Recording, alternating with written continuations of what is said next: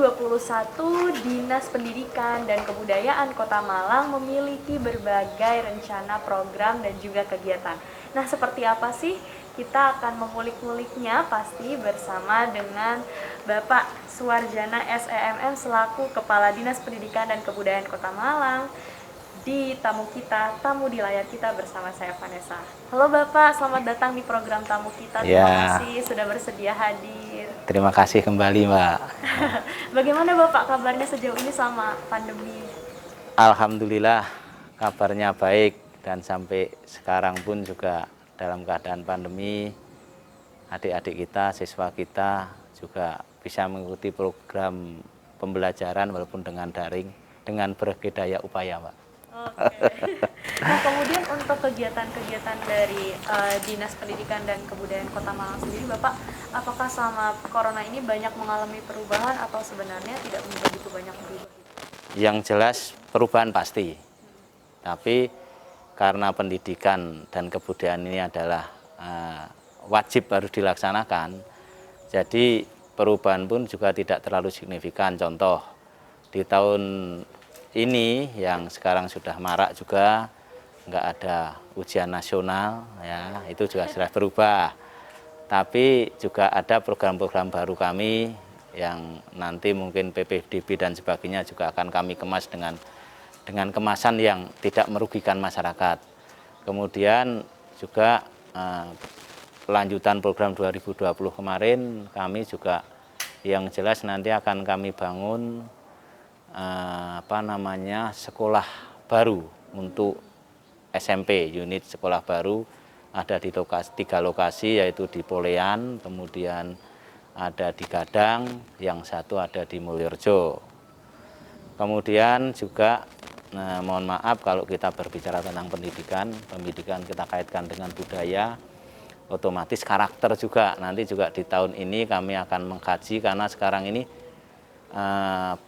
pendidikan budi pekerti bagi anak didik kita sudah luntur, ya kan?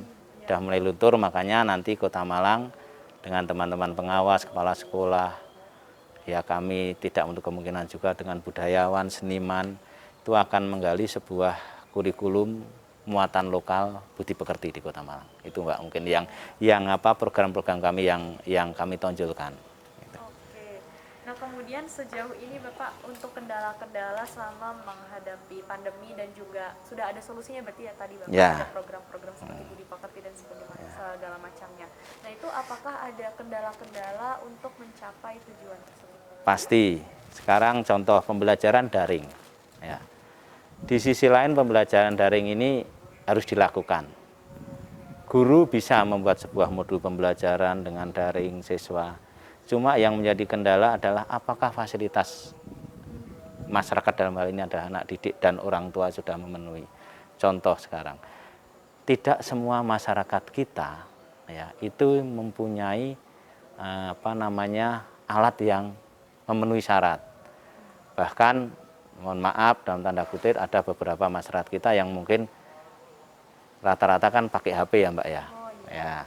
Alat HP-nya yang hanya dimiliki oleh ayahnya saja, atau mungkin hanya ayah dan ibunya, putra-putrinya enggak punya. Otomatis saat jam-jam pembelajaran daring bersamaan juga dengan orang tuanya yang mestinya harus mengais rezeki untuk mencari nafkah, HP itu harus dibawa, tapi di sisi lain harus dipakai untuk daring anaknya. Akhirnya orang tua harus mendampingi dan sebagainya. Masih untung kalau cuma yang punya yang belajar itu hanya satu. Kemudian kakak beradik. Nah ini kan juga akan menyulitkan, mempengaruhi bagi anak-anak didik kita dikala nanti belajar. Karena belajar umum dia kan juga pakai itu. Ada sarana prasarana, tapi kebetulan modul pembelajaran yang disampaikan oleh teman-teman guru juga dengan gambar yang mungkin harus pakai RAM berapa, kekuatan berapa, lah itu juga itu sangat mempengaruhi Mbak. Itu pasti, itu kendala itu pasti ada. Oke. Kemudian apakah ada solusi-solusi yang ditawarkan mungkin? Ya, ini juga kami kaji nanti solusi kami di samping mohon maaf untuk modul pembelajaran itu secara digital ya dengan online-nya. Mungkin nanti juga kalau perlu ini masih kami kaji kalau memang terus-terusan akan mudah-mudahan tidak pandemi terus ya. Tapi kalau terus-terusan pandemi ya nanti kami ini sudah menyiapkan sebuah modul pembelajaran sebagai pegangan siswa ya, yang hard copy ya, dan sebagai pegangan orang tua dalam mempelajari anak putra-putrinya. Ya, karena orang tua perannya penting juga ya, Pak. Sangat-sangat penting, apalagi di kala pandemi ini Ya, orang tua sangat-sangat penting. Bahkan makanya sekarang kan ada mohon maaf, sekarang ini bagaimana kita bekerja sama untuk membuat sebuah kegotong royongan ya. Makanya ada Merdeka Belajar. Merdeka Belajar ini ya sekarang kan juga digalakkan juga Merdeka Belajar. Salah satu rohnya adalah bahwa sekolah atau dalam hal ini adalah guru harus memang benar-benar bekerja sama gotong royong dengan orang tua. Karena pembelajaran daring ini tanpa peran orang tua tidak akan bisa terjadi. Kalau pembelajaran secara langsung mungkin sedikit peran serta orang tua bisa terjadi pembelajaran. Tapi kalau pembelajaran daring sedikit dukungan orang tua pasti tidak akan terjadi pembelajaran. Iya betul Pak. Kemudian kan ini sudah mulai ada maraknya wacana-wacana yang di berita gitu ya Pak, bahwa akan dibuka kembali sekolah luring gitu. Nah itu apakah sudah ada persiapan-persiapan mungkin untuk mendukung wacana tersebut? Ya pasti. Kalau Pak Menteri kan bilang untuk luring ini akan dilakukan ya sekitar Juli ya. Iya Juli. Tapi ada daerah lain yang kok di media massa juga berita bahwa ada yang memberanikan diri Maret. Kalau prinsip kami satu, kami mengamankan masyarakat, dalam ini adalah peserta didik kami.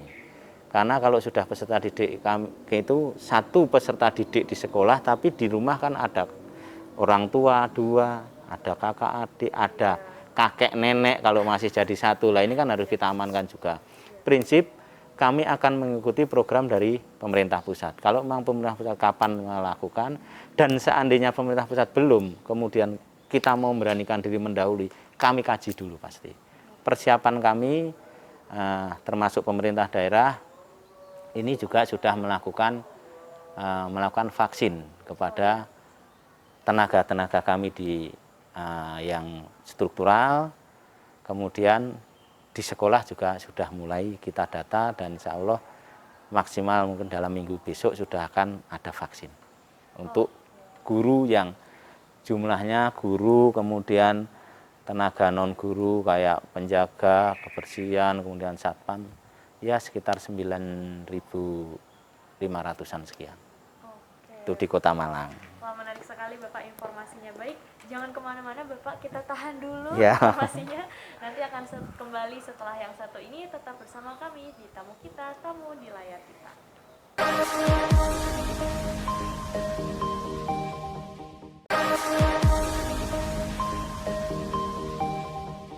Baik, masih bersama Vanessa di Tamu Kita, bersama juga dengan Bapak Suwarjana. Dan kita akan kembali membahas tentang program-program Dinas Pendidikan dan juga Kebudayaan di Kota Malang. Nah, tadi menarik sekali Bapak sudah membahas tentang pendidikan, tentang budi pekerti. Nah, itu kalau boleh dijelaskan Bapak, itu seperti apa sih Pak pelaksanaan program tersebut? Ya, terima kasih Anes. Yang jelas kami ini ada tuntutan masyarakat juga, karena sekarang ini masyarakat inginnya anak putra putrinya itu memang seperti dikala saya masih kecil, zaman saya dulu sekolah. Bagaimana unggah-ungguh dipekerti terhadap orang yang lebih diseniorkan, yang sekarang ini sudah luntur. Contoh, adik-adik kita suruh mengambilkan sesuatu barang dari orang tuanya, terkadang masih di apa misalnya nanti lupa, nanti diambilkan ngasihkannya nggak pakai tangan kanan, tangan kiri. Nah itu kan itu salah satu yang begitu yang sebenarnya masih untung kalau dikasih, terkadang dilempar. Hal-hal itu jangan sampai terjadi lagi. Juga kalau memang budi pekerti kita itu tidak luntur, tidak akan ada siswa yang diberi pengertian kepada gurunya di paginya, nanti sore saat pulang nyegat, marah ke gurunya, seperti itu. Makanya kami dengan teman-teman pengawas, teman-teman kepala sekolah, dengan budayawan, nanti juga dalam kesenian kami akan untuk sebuah kurikulum muatan lokal. Memang sudah ada sekarang ini pagi siswa kita dimasukkan lebih awal, diberi penjelasan dikala eh, pagi sebelum jam pelajaran, tapi itu kan berubah semua siswa. Nah nanti ini wujudnya adalah sudah kurikulum. Kalau namanya sudah kurikulum berarti nambah jam jam pelajaran. Itu ada sebuah risiko karena ini mau membuat sebuah perubahan. Ini nanti kita rasakan adalah paling cepat 5 atau 10 tahun yang akan datang akan kita rasakan hasilnya. Memang di awal memang sulit, tapi minimal kita akan mengenalkan kepada anak didik kita tentang bagaimana sih membuat program yang kurikulum, bagaimana menghargai gurunya, ya kan? Nah, karena sekarang ini ya kita ada silsilah untuk saling menghargai yang junior kepada yang senior itu.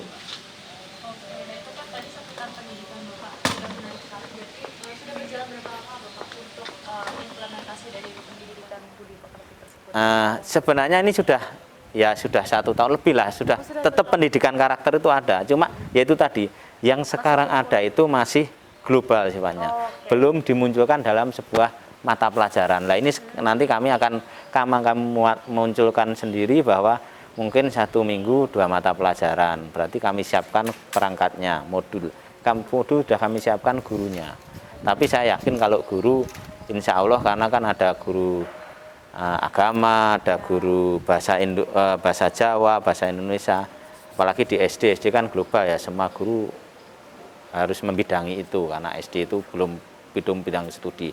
Saya kira nggak kesulitan kalau untuk guru, cuma modul dan pelaksanaannya mudah-mudahan di tahun ajaran, kalau tahun ajaran baru ini kayaknya karena kami mengkaji juga pasti lama mengkaji sebuah kurikulum, paling cepat ya di 2022 nanti akan kami lakukan. Kemudian targetnya sendiri Bapak, apakah memang difokuskan untuk anak-anak di usia sekolah dasar ataukah sekolah menengah pertama juga, atau dari SD sampai SMA itu? Dari TK Mbak. Dari TK sampai kalau kami kan menangani sampai SMP saja. Ya nanti kami yakin juga teman-teman di provinsi pun untuk yang SMA SMK juga tetap harapan kami berkesinambungan. Oke. Berarti dari TK ya Bapak. Ya. Ini mungkin. Ya. Oke, semoga berhasil programnya. Amin. Ya. Kemudian untuk kebudayaan nih Bapak, apakah ada program juga yang akan dicanangkan atau mungkin melanjutkan dari program di tahun sebelumnya atau seperti apa nih Bapak untuk ke depan? Ya, yang jelas tahun sebelumnya juga pasti ada. Kami yang sekarang yang juga untuk kebudayaan ini yang akan kami titik beratkan adalah kami mengangkat konten budaya Kota Malang. Mohon maaf, di Kota Malang ini untuk satu situs kan termasuk budaya juga. Malang ini sangat luar biasa, kota sejarah, kota pendidikan, kota pariwisata. Sejarahnya juga banyak tempat-tempat heritage yang tidak diketahui oleh banyak orang dan sekarang digalakkan oleh pemerintah daerah. Nah, kami mengupayakan dan kami menargetkan di tahun ini bagaimana untuk mengenalkan konten budaya lokal kepada anak didik kita. Mulai TK, SD, SMP ya. Agar mereka tahu bahwa di Kota Malang itu loh ada candi. Berapa candi di sini situs. Nah, makanya di tempat ini juga kami dirikan Museum Mpu Purwo yang kalau tidak dalam situasi pandemi nanti juga pasti banyak kunjungan dari sekolah-sekolah. Terus di dekat sini juga kami siapkan seperangkat gamelan, ada ke studionya.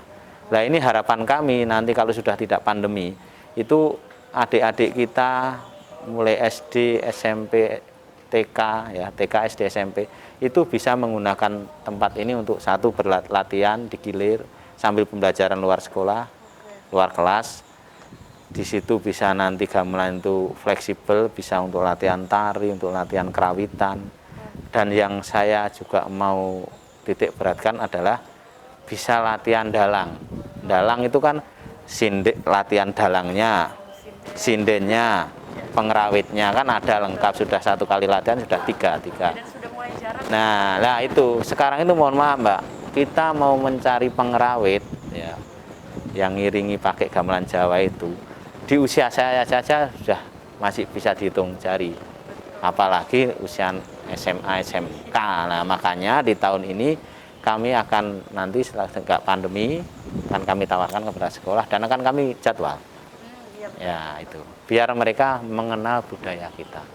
Oke, wah menarik sekali. Jadi buat yang teman-teman mungkin Sobat Umi TV di rumah yang tertarik untuk belajar gamelan bisa langsung datang ke sini untuk menanyakan perihal jadwal. Betul. Tapi pastinya tunggu setelah Setelah pandemi. Karena kita juga harus menjaga protokol Iya, kesehatan, Pak Haji. Ya. Nah, kita akan kembali lagi berbincang-bincang seputar tentang kegiatan dan juga program dari Dinas Pendidikan dan Kebudayaan Kota Malang. Jangan kemana-mana, tetap di Tamu Kita.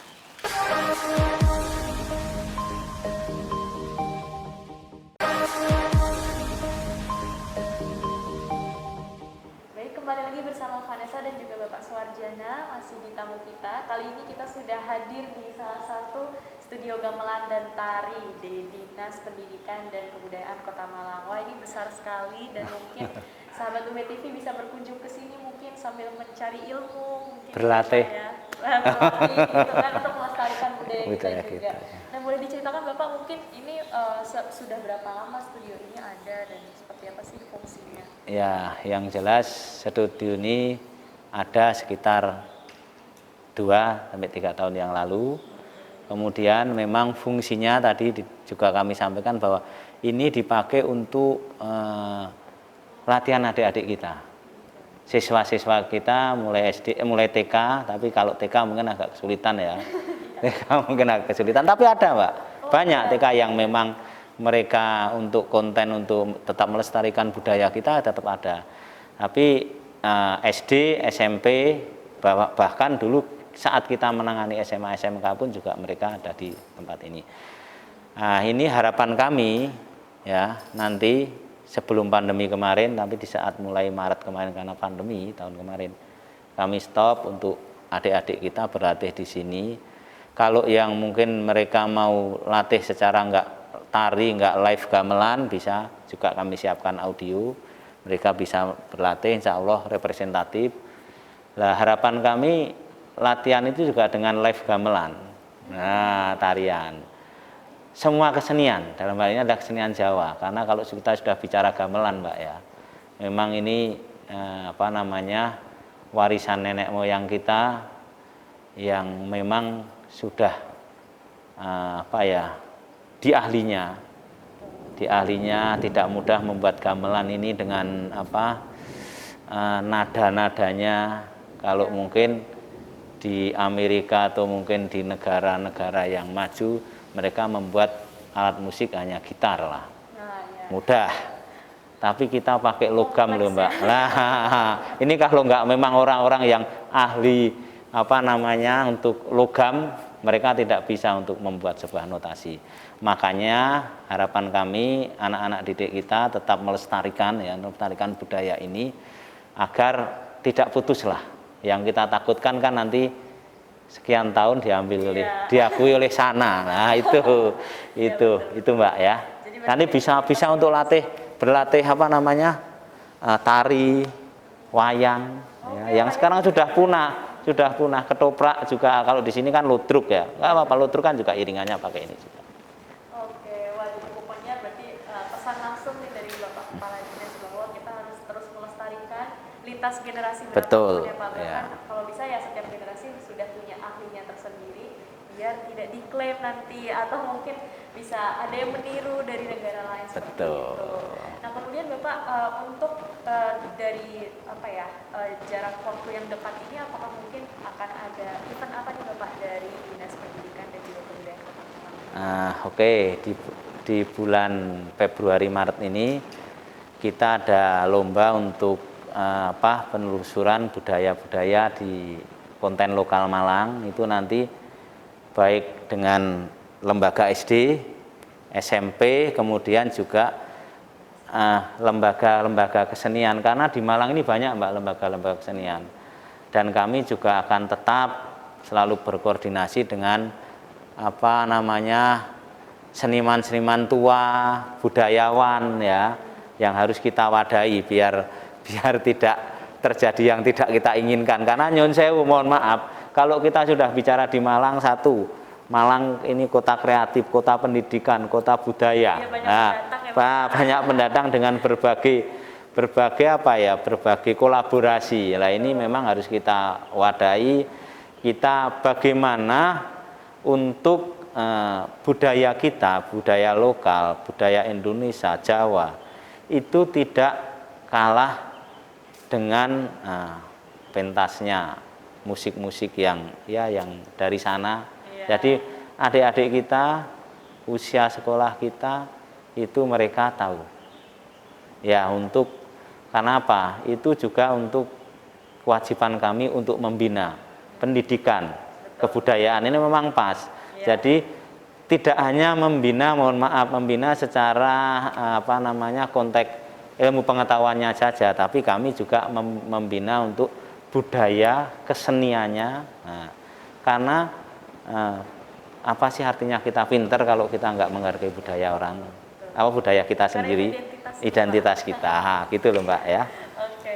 Nah, sejauh ini Bapak, tapi bagaimana sih misalnya tanggapan Bapak terhadap globalisasi, modernisasi? Karena kan sekarang sudah eranya digital juga. Apakah ada pandangan Bapak tersendiri terhadap bagaimana kita mencampurkan urusan budaya yang mungkin kesannya lebih konvensional dengan hal-hal berbau modern atau digital seperti itu Bapak? Oh, tidak Mbak. Oke, sekarang dengan globalisasi, apalagi milenial ya. Kalau kita sudah berbicara milenial, anak muda pasti malu untuk berbahasa Jawa, ya kan? Malu untuk mereka melakukan, jangankan kok berbahasa. Terkadang di kala mantenan saja mereka suruh pakai beskap dan sebagainya, pasti mereka malu. Jadul. Tapi terkadang sekarang ini, mohon maaf Mbak, kehidupan kita ini juga sekarang sudah mulai kembali ke jadul Mbak. Iya betul. Contoh sekarang kayak, mohon maaf, kayak di resto, di kafe itu justru konsep-konsepnya justru jadul, milih yang di pinggiran, ya kan? Menu-menunya pun juga menu jadul. Nah ini saya sangat mendukung. Makanya kami tidak takut, nggak terlalu takut lah, karena itu adalah tugas kami untuk menyadarkan kepada generasi penerus kita bahwa agar budaya ini tidak terputus. Dan makanya budaya ini pun juga bagaimana kami untuk menyajikan yang dimaui generasi-generasi kita. Gamelan tidak kita tinggalkan, tapi tetap kami kasih kolaborasi. Jadi biar mereka ayo betah dulu, mau dulu mendengarkan, nanti kalau sudah asik mendengarkan baru melakukan. Makanya jangan pure murni yang tradisional, tapi nanti kita selingi dengan alat musik yang lain. Oke, jadi pokoknya ada perpaduan gitu. Ya, contoh kayak ngajarin dalang pun ya jangan yang pakem, bener-bener pakem oke, tapi juga juk-juk untuk mereka tampil, untuk bahasa-bahasanya pun ya bagaimana yang diterima oleh masyarakat. Contohnya di Malang. Ya, di Malang ini kita punya bahasa walian.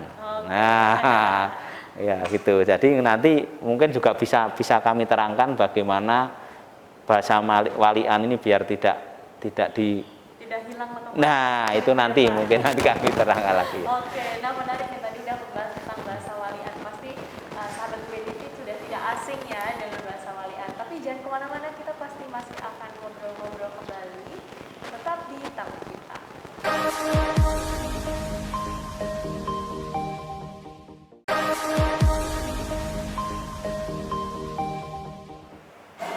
Baik, kali ini Vanessa masih bersama dengan Bapak Suwarjana dan kali ini berada di dalam Museum Empu Purwo. Betul Bapak? Betul ya. Nah biasanya kan mungkin masih banyak yang belum bisa membacanya dengan benar. Biasanya membacanya Empu Purwa. Purwa, Suwarjana. Suwarjana. Aslinya Suwarjono. Oh, itu bermasalah dengan ejaan. Iya.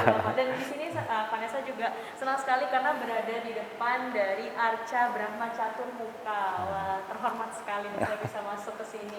Belum dibuka ya Bapak? Iya. Spesial nih. Spesial. Jadi sahabat UBTV bisa sedikit melihat seperti apa sih isi dari museum ini. Mungkin nanti kunjungannya bisa dibuka mulai kapan ini Bapak? Ya, kalau memang sudah PPKM sudah tidak PPKM lagi, nanti akan kami buka, tapi tetap protokol kesehatan, berarti jam kunjung dibatasi, pengunjung juga dibatasi. Nanti akan kami aplikasikan, kami akan membuat daftar kunjung, daftar dulu, daftar antri dengan reservasi dulu.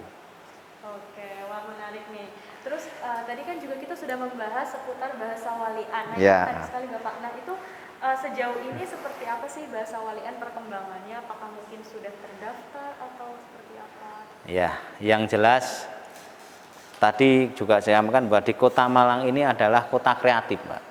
Termasuk Aremanianya juga juara, selalu juara. Kekreatifannya sebagai penonton ditiru oleh supporter-supporter yang lain yang ada di Indonesia, mungkin bahkan juga dunia. Nah, termasuk bahasa. Kita sudah punya bahasa Indonesia, bahasa Jawa, bahasa Madura, dan daerah-daerah ada. Malang punya bahasa Jawa. Tapi saking kreatifnya masyarakat Kota Malang, anak-anak muda Kota Malang, kita juga punya yang namanya bahasa Walian. Makanya, dan ini bahasa Walian itu kalau sudah namanya Malang, ngalam ya, dimanapun kita ya tahu Mas itu Sam kan gitu ya. Nah makanya agar bahasa Walian ini menjadi miliknya Kota Malang, dalam hal ini adalah warga Malang, makanya kami juga sudah menyusun sebuah buku panduan ya, semacam kamus bahasa Walian ya. Nah ini sudah kami daftarkan di Kemendikbud melalui teman-teman di provinsi. Mudah-mudahan itu adalah nanti hak paten kita, bahasa Walian itu. Ada Mbak nanti kalau mau belajar kamusnya dan sebagainya, belajar bareng-bareng maksudnya dengan saya. Saya cuma tanya ngalam kipa ilakes. Ya. Nggak bisa tuh Pak. Ya, Gimana bisa? saya tahunya kode, Pak. Tapi untuk sejarahnya sendiri nih Bapak, saya pernah dengar katanya bahasa Walian itu sebenarnya dari zaman penjajahan dulu. Betul ya, untuk sandi mungkin ya Pak. Ya, untuk sandi dikala betul ya, dikala para pejuang kita ya, para pejuang-pejuang itu untuk memberi satu sandi dengan apa teman-temannya dikala mereka bertempur itu adalah sudah memakai bahasa itu. Oke, bahasa Walian. Berarti itu salah satu bahasa yang mendukung kita sampai Betul, sampai kemerdekaan kita dan sampai sekarang. Karena apa? Ciri khasnya Malang ya itu, ngalam itu ya itu gitu loh. Iya, sampai sempat ditiru-tiru di beberapa kota-kota Betul, lain ya. juga ya, Bapak. Diaplikasikan kota-kota yang lain itu meniru, tapi akhirnya ya ngepas-ngepaskan. Tapi kalau Malang kan khasnya itu tersendiri, memang pas. Ya memang belajarnya sulit, lebih sulit dari bahasa Inggris, Mbak. Setuju, karena sudah bahasa Jawa, Iya. dibalik lagi. Iya, makanya itu bahasa Jawa dibalik lagi. Terkadang kita mikir, apa sih itu artinya? Oke. Nah kemudian untuk aksara Jawa sendiri Bapak itu sejauh ini seperti apa sih Pak? Apakah masih terus dibangkitkan atau seperti apa? Yang jelas kan pembelajaran di SD, SMP kan masih ada untuk penulisan aksara Jawa, walaupun terkadang mohon maaf utamanya murid-murid kita yang datang dari luar. Dalam arti pindah. Mereka pindah di kala kelas 6 atau mungkin kelas 5. Ujiannya ada ujian bahasa Jawa, ada nulis bahasa Jawa. Nah, ya muatan lokalnya. Itu kami sering dikomplain oleh orang tua, bagaimana Pak ini sudah Pak, ikuti saja. Kami nggak mungkin akan menjustice, akan memberi keputusan menghukum mereka karena tidak bisa menulis Jawa terus tidak diluluskan, tidak. Tapi minimal kalau sudah mau belajar, mau menekuni, berusaha, minimal mereka sudah ada kemauan untuk belajar. Mereka tinggal di Malang dan di Jawa khususnya ya, itu juga mau untuk belajar bahasa Jawa itu aja. Jadi jangan dikhawatirkan oleh masyarakat, oleh wali murid bahwa harus bisa. Ya memang harus bisa, tapi kalau itu kan makan waktu. Itu loh. Yang penting ada ilmu yang terserap. Betul ya, karena kalau kita sudah berbicara Jawa itu falsafahnya luar biasa. Sangat-sangat luar biasa untuk falsafah Jawa itu. Untuk konten kehidupan kita, berinteraksi dengan masyarakat, berinteraksi dengan tetangga, saudara yang lebih senior. Iya, betul. Nah, sejauh ini menurut Bapak sendiri bagaimana sih generasi milenial ataupun generasi Z mungkin ya, sejauh ini apakah antusiasme mereka untuk mempelajari kebudayaan dan juga apapun mungkin bahasa kesenian di kebudayaan Jawa itu sejauh ini seperti apa sih Bapak? Apakah mengalami penurunan dibanding generasi sebelumnya atau bagaimana? Pasti, penurunan pasti, apalagi sekarang mohon maaf. Sekarang itu mereka melihatnya YouTube. Ya. Memang budaya baca sangat luar biasa, tapi baca apa Mbak? Kan YouTube. Nah sementara konten-konten di YouTube, di aplikasi itu masih jarang sekali yang kaitannya dengan tradisional. Kebanyakan adalah yang sifatnya adalah yang milenial, karena juga tidak salah lah. Orang yang buat sebuah konten ini pasti mereka juga pengen menawarkan yang disukai masyarakat sekarang. Nah, betul. Kenapa kita buat kalau nggak diminati, nggak trennya nggak seperti itu? Makanya dengan lunturnya ini tadi salah satu juga kami tekankan untuk karakternya orang Indonesia itu ya karakter budaya, karena Indonesia itu berbagai macam budaya, setiap daerah pasti punya budaya. Kemudian juga kesenianmu juga demikian, kesenian lokal. Makanya kami di awal sudah sudah memperkenalkan adik-adik kita mulai TK sampai SMP kalau kami itu untuk mengenal budaya kita. Berarti itu adalah salah satu tantangannya seperti Betul, itu ya? tantangan banget. Baik, semoga saja nanti tantangan tersebut bisa terus kita lawan. Betul gitu ya, biar betul. anak-anak generasi milenial, generasi Z dan generasi seterusnya gitu Betul. tidak melupakan sejarah Sejarah, budaya, dan ya. kesenian yang menjadi identitas kita. Betul. Baik, terima kasih banyak Bapak Suwarjana. Sama-sama. Nanti kita masih akan lanjut berbincang lagi di tamu kita, tapi akan berbincang dengan Ibu Dian selaku Kepala Bidang Kebudayaan Dinas Pendidikan dan Kebudayaan Kota Malang. Tetap bersama kami di tamu kita. Terima kasih banyak. Sama-sama.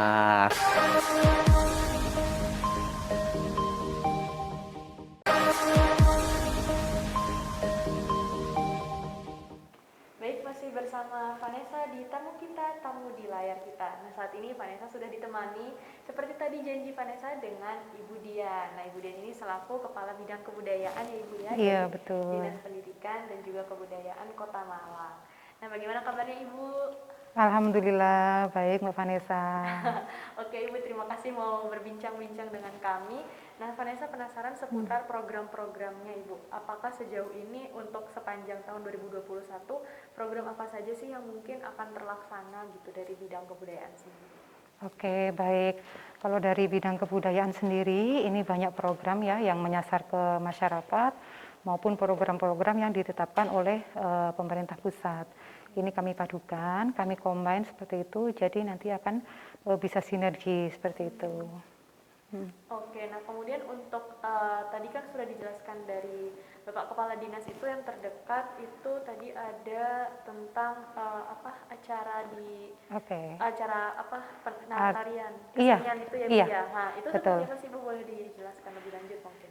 Iya, itu sih sebetulnya ini ya lebih kepada pembinaan gitu ya. Pembinaan. Oke, pembinaan baik itu pembinaan sanggar-sanggar kesenian maupun pembinaan terhadap anak-anak yang anak-anak didik, di mana mereka merupakan embrio daripada pelaku budaya yang ada di Kota Malang ini.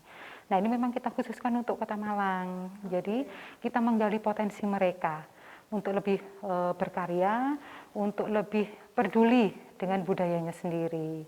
Nah, untuk yang di bulan Februari Maret ini, seperti yang dikatakan oleh beliau tadi, ini kita ada semacam penggalian potensi, yaitu Malang Got Culture Talent. Nah, kita singkat MGCT tahun 2021. Ini adalah program baru dari kami ya. Seperti yang katakan tadi, ini adalah memang untuk menggali potensi sekaligus menarik minat masyarakat untuk melestarikan kebudayaannya. Ini ada bermacam-macam, Mbak. Ada bermacam-macam. Ya, ini ada untuk yang SD SMP. Ini memang kita khususkan, yaitu teknik menarinya. Karena kan mereka masih kecil, ya kan. Nah, untuk yang usia di atas 17 tahun itu ada tersendiri, karena kan mereka kan sudah pikirannya kan sudah ini ya, kreasinya juga sudah eksplornya lebih jauh, betul ya. Ini ada Kidungan Jula Juli, di mana Kidungan Jula Juli ini untuk musik pengiringnya itu sudah kita siapkan. Jadi mereka tinggal mendownload dari yang sudah ada. Nah, selain itu ada juga menciptakan kreasi tari tradisional yang ada. Ya, jadi mereka bisa mengeksplor. Berarti koreografinya mereka membuat. Betul sekali, betul sekali. Gitu. Nah, kemudian dari sejauh ini Ibu sudah berapa persen untuk persiapan menuju kegiatan tersebut?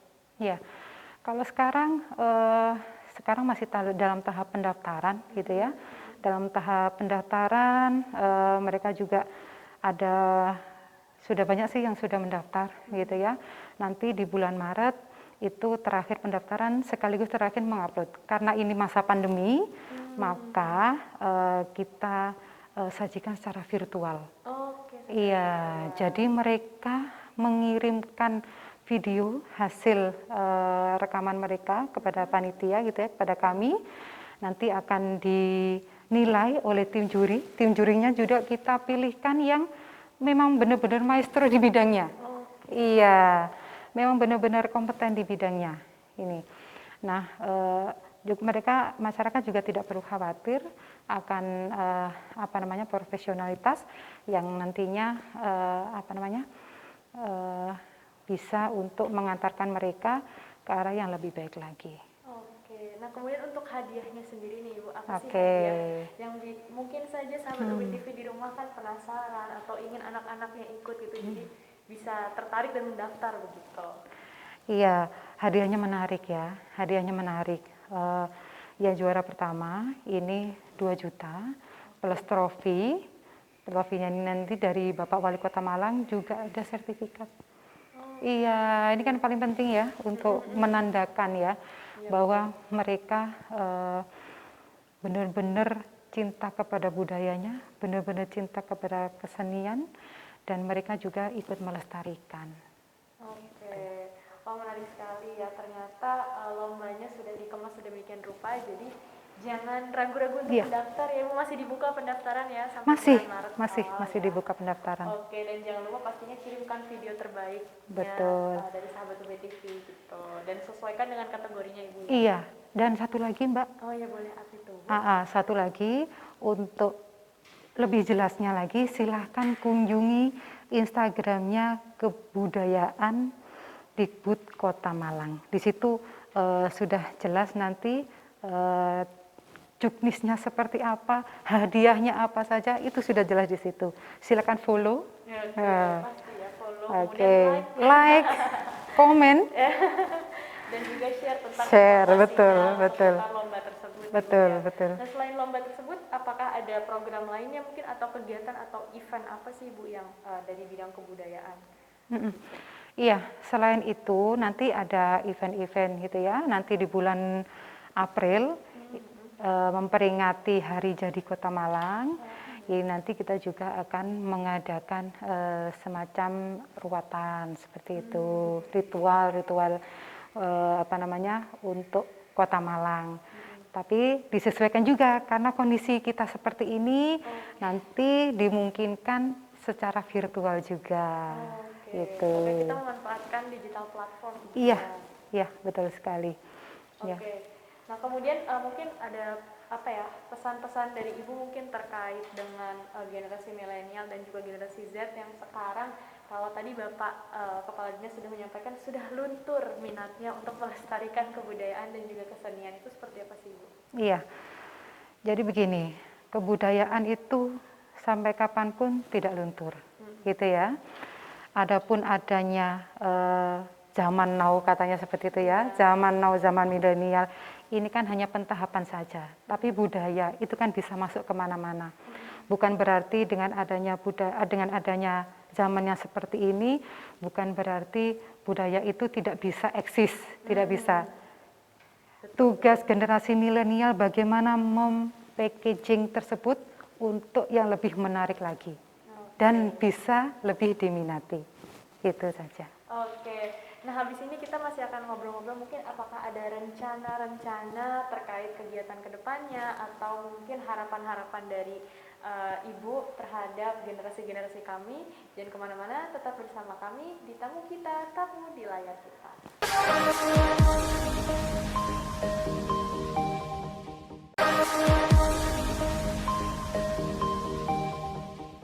Baik, masih bersama Vanessa dan juga Ibu Dian di Tamu Kita, Tamu di Layar Kita. Dan sekarang kami sudah duduk di depan arca-arca yang penuh sejarah dan juga cerita, dan syarat akan makna begitu Ibu ya. Iya, betul. Nah, tadi kan kita sudah membahas seputar beberapa kegiatan yang sudah terlaksana atau dalam waktu dekat akan terlaksana. Tadi waktu kita ngobrol-ngobrol di belakang, Vanessa sempat dengar Ibu sempat keceplosan tentang bulan November itu akan ada kegiatan apa Ibu? Ah iya Mbak, betul sekali. Nanti di bulan November, ini kan kita memperingati Hari Pahlawan, ya kan 10 November. Nah, karena kita berkutat kepada kebudayaan, kita ingin mengangkat pahlawan-pahlawan budaya yang ada di Kota Malang ini. Kota Malang ini penuh budayawan yang berkontribusi sangat besar, baik itu untuk Kota Malang sendiri maupun untuk Indonesia. Di situ nanti akan kita apresiasi atas prestasi beliau-beliau berbarengan dengan Hari Pahlawan. Oke, Iya. berarti bakal ada event seru tanggal 10 November. Iya. Bisa kita apresiasi dari budayawan-budayawan yang sudah sangat berjasa begitu Betul Ibu ya. sekali, betul Oke, sekali. nah itu nanti acaranya di mana Ibu atau nanti akan ada informasi lebih lanjut begitu? Akan ada informasi lebih lanjut biar terkejut. Oke, biar terkejut pasti Iya. di Instagramnya ya Ibu. Iya, Tadi. betul sekali. Oke, jangan lupa follow Instagramnya tadi ya Bu dari Dinas Pendidikan dan juga Kebudayaan Kota Malang. Nah kemudian tadi kan sudah berbincang banyak nih Ibu tentang banyaknya kegiatan yang akan dilaksanakan di tahun 2021. Nah sejauh ini apakah ada target-target yang mungkin sempat tertunda di 2020 yang sekiranya akan dicapai di 2021 itu apa aja sih Ibu? Pasti ya, kita prinsipnya kan begini, hari kemarin jangan sampai ini lebih baik dari hari ini. Dalam artian hari ini harus lebih baik daripada hari kemarin. Betul. Gitu ya. Hari esok harus lebih baik daripada hari ini. Kita berusaha untuk mewujudkan itu. Jadi target-target yang kemarin yang sekiranya ada kendala, ini berusaha akan kita penuhi dan berusaha akan kita tingkatkan lagi. Kan apa namanya? Kalau falsafah orang ya, bahwa kita itu harus lebih bermanfaat, seperti itu. Itu falsafah bijaknya seperti itu. Jadi kita ingin tahun ini lebih baik daripada tahun kemarin. Gitu. Nah dalam pelaksanaan kegiatan dan juga mungkin program-program yang tadi sudah dijelaskan oleh Ibu Dian dan juga Bapak Kepala Dinas, apakah ada keinginan untuk bekerja sama dengan beberapa pihak dari luar kedinasan ini atau seperti apa? Iya, kalau kerjasama dengan berbagai pihak jelas kita ingin, karena apa? Karena ada stakeholder yang harus kita rangkul, ada juga seniman-seniman dan budayawan yang harus kita wadahi sehingga kita tidak berjalan sendiri, tapi kita berjalan seiringan, gitu. Ada nanti beberapa proyek yang harus kami handle dan itu harus dikerjasamakan dengan berbagai pihak.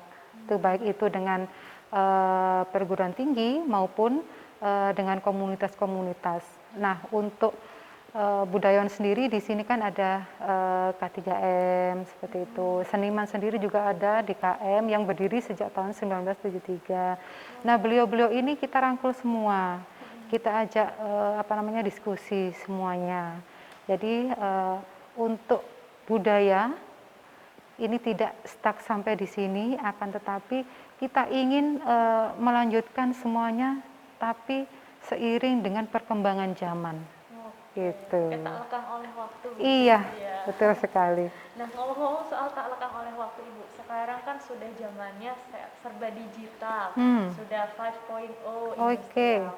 Nah itu apakah mungkin dari Dinas Pendidikan dan juga Kebudayaan Kota Malang ingin mengikuti tren seperti virtual tour seperti itu? Iya. Apakah ada Ibu rencana ke sana? Iya, memang sudah kami programkan nanti ada virtual tour, ini terutama virtual tour tentang museum. Kami kan ada 2 museum yang dikelola oleh pemerintah daerah Kota Malang ini, yaitu Museum Empu Purwo sendiri sama Museum Pendidikan. Nah, kita akan membuat semacam virtual tour. Jadi nanti silahkan ini bisa dinikmati melalui media sosial yang ada, baik itu melalui YouTube maupun melalui IGTV, itu kan ada seperti itu. Apakah berbayar Ibu atau gratis diakses oleh seluruh lapisan masyarakat? Iya, ini tidak ada dipungut biaya sama sekali. Silakan. Kalau misalnya masyarakat yang ingin ke museum kami, ini tidak ada pungutan sepeser pun. Jadi disilahkan untuk ke sini dengan membawa keluarganya, dengan membawa sanak saudaranya disilahkan. Tidak ada pungutan sama sekali. Oke, wah pokoknya berarti wadah untuk belajar dan Iya. juga mencari ilmu seputar Iya. budaya, sejarah, kesenian dan Iya. semuanya itu gratis gitu ya. Betul Ibu ya. sekali. Karena itu adalah hak kita sebagai Betul. warga negara Indonesia dan juga warga Kota Malang pastinya. Nah kemudian terakhir nih Ibu, saya Iya. bertanya lagi sebelum kita say goodbye. Oke. Apa sih harapan Ibu dengan adanya program-program dan kegiatan-kegiatan ini untuk mungkin masyarakat Kota Malang atau mungkin seluruh Indonesia gitu boleh disampaikan. Iya, dengan adanya kegiatan-kegiatan ini kita ingin mengutarakan bahwa pemerintah daerah, pemerintah itu sangat peduli terhadap budaya yang ada, gitu ya. Kita sangat peduli dan ingin hadir di tengah-tengah masyarakat budayawan. Kita tidak ingin ada sekat di situ, tapi ayo kita sama-sama memajukan budaya yang ada, baik itu budaya lokal maupun budaya yang skalanya nasional. Baik, kalau begitu terima kasih Ibu Dian sudah mau hadir di program kami di Tamu Kita. Terima kasih, semoga sehat selalu, semoga program-programnya lancar. Amin, dan amin. juga pastinya seluruh sejarah, kebudayaan dan sebagainya itu bisa terus lestari dan juga bisa kita turunkan ke generasi-generasi berikutnya. Baik, jangan kemana-mana, pastinya tetap saksikan Tamu Kita hanya di UB TV Aktif dan Kreatif. Saya Vanessa mewakili seluruh kru yang bertugas, pamit undur diri, sampai jumpa.